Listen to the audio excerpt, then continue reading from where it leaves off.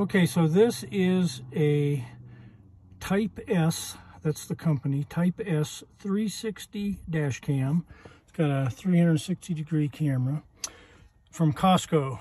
And this video is just to show you how I installed it. It's already installed, but I'm making this video because over here on the side pillar, the people who replaced my windshield recently messed up one of the little clips in here, and I'm going to replace that clip, so I have to take this completely off. And so I thought, as long as I'm doing that, I might as well make this video to show you how I wired up this dash cam. And the procedure should be basically the same for any dash cam. And by the way, this dash cam is a piece of crap, so I'm not recommending this dash cam. I mean, it's okay for what it is, but for example, it's not going to resolve license plates or anything. It's only 1080p. I'm going to replace this with a better camera when I get a chance. But let's start with step one. Step one is I disconnected my battery, okay? And I'm going to be, basically, since I can't pause and continue an iPhone video, which is what this is, I'm going to just stop the video and then record a new video and then splice them all together later. So let's talk about what's next. Okay, now what I did was I went, and I think I got this at AutoZone. You can get them on Amazon or probably pretty much anywhere. And I bought this little thing, it has this red wire coming out of it, and this is what's called a fuse tap. Essentially what it does is it allows you to take one fuse position and hook two fuses to it. And I'm using the fuse position that is for the door locks. It's right here. It's second row up, fifth one in from the left. And that's a 20 amp fuse. And with this fuse tap, what you can see is the 20 amp fuse is the one that's going to be going to the main, the main circuit here. And then this red wire, which goes to the camera, is tied to that 10 amp fuse. So I just got a 10 amp fuse and hooked it into the position for the camera, all right? And you'll also notice that this particular camera, and I suspect most cameras have this, has a little black box. I don't know if you can see it. It's right here. See this little black box I'm touching right here? Okay, that is a little box. That's where this red wire goes. It goes to that little box. And then from there, the wire, there's a black wire that comes out of the box that goes up to the camera. And that little box is a battery drain sensor. Basically, if it senses that the constant on camera is draining your battery too much, it'll shut it off. Okay, so it's just a safety mechanism so your battery doesn't drain down. I think most dash cams have that feature. So anyway, I'm going to go ahead and plug this in, and right there. Okay, so now you can see I've got the two fuses kind of hanging down instead of one fuse going in. Okay, so the way I ran the wiring is the black wire that comes out of that little black box. Okay, I ran basically down here, and I was able to separate this just by kind of pulling on it and get enough of a space there to kind of push the wire, over to this rubber weather sealing here.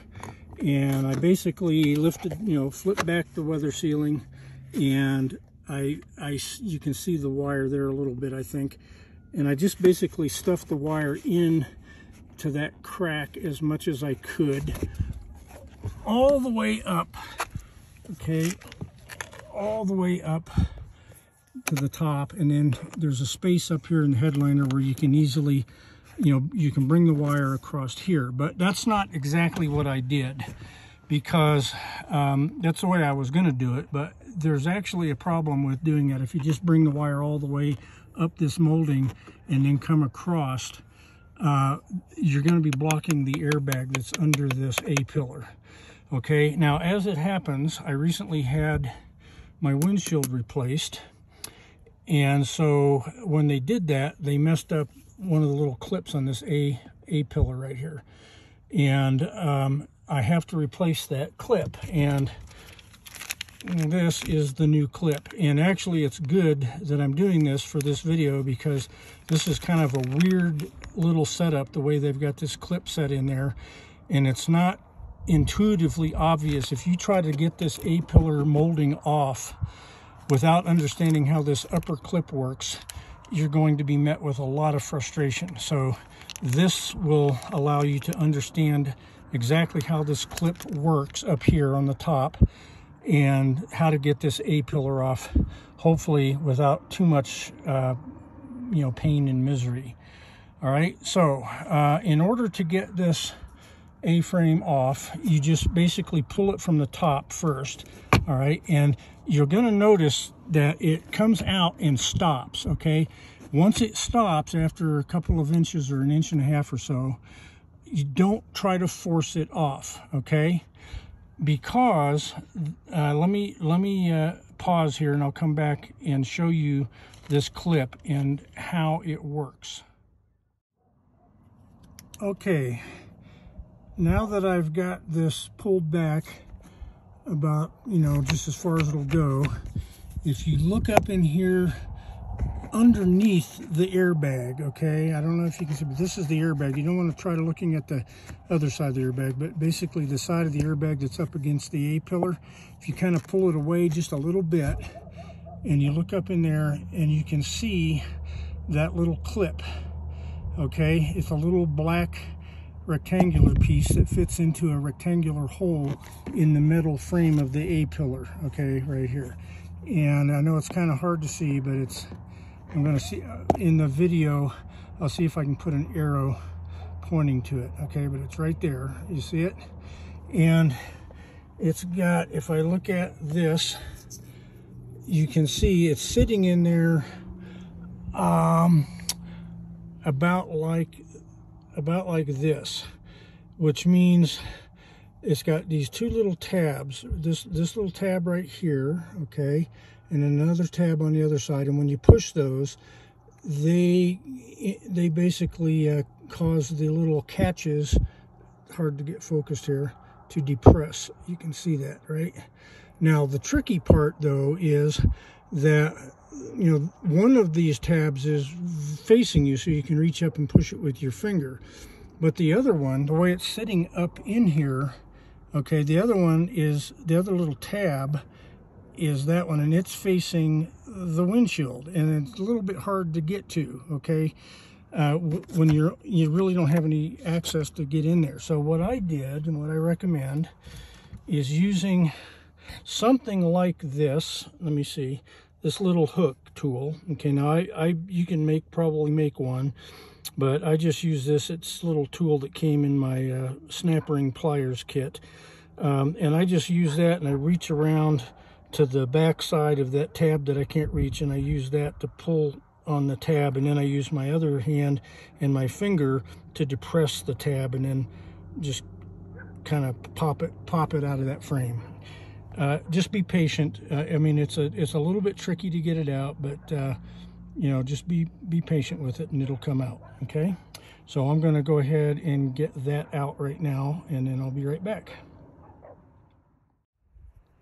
Okay, I got that popped out. As you can see, I can pull this completely away. Now there's a second, about halfway down the pillar, there's a second fitting down here, but it's just a standard little round plastic kind of a pop type fitting, and you can simply just pull it off. Okay, it just comes right out. In fact, you can see it right there. It's already pulled out. That one's, I wish it would focus on that. Okay, that one right there is not a problem. Okay, this one, it's about halfway down. This one is the one that's tricky to get off. Okay, now once you've got those two pulled off, then you simply pull, there's like some little tabs down in here. Let me get my dash cover off of here, or pulled away.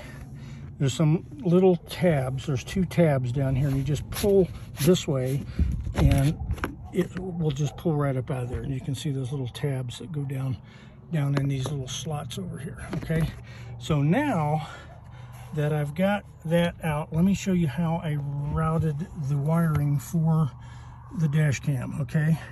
Instead of, you know, like I was talking, most people just come right up here along this edge and then they bring the wire over, okay? That blocks your airbag. So what I did instead, and what I recommend you do to avoid any safety issues, is go ahead and bring the wire up to this point. But then once you've got this A-pillar off, you can take the wire over to here, and I've used some small tie wraps right here, and just affixed the wire to this cable, this electrical, you know, conduit that's running up here. I just use little tie wraps and fitted it right along that wiring. That way, and then once you get up here, you just kind of can stuff it up under the dashboard. You can just stuff it right in there. There's enough space to where it pops right in there. You can bring it over to where you want to bring it down, and then bring it down and plug it into your camera, okay? But this way, you're avoiding interfering and running the wire across the airbag and possibly interfering with your proper operation of your airbag, all right? So once you do all of that, you're done. You just got to put the A-pillar back on in the reverse order that you took it off, and that's all there is to it. Okay, remember when we first pulled the molding, the A-frame molding, away from the upper part of the A-frame? What happened first was that this black piece here came disengaged from this white piece, and it ended up sliding like this, but then it stopped and you couldn't get it out any further because this black piece is inserted into that square hole in the metal A-frame. When you put this thing back together, it's a good idea to, before you try to pop this head back into that square hole on the metal A-frame, go ahead and take the white part and the black part and re-clip them back together. Okay, there we go, they snap back together. Because otherwise, if you just get this head in the metal part of the A-frame and this is still loose, it won't, the upper part of your molding is not going to be as tight as it should be. So reconnect these first and then bump this with your, maybe use the palm of your hand to bump those connectors back into the proper holes. Okay, that's all, and I hope this is helpful. Bob's your uncle.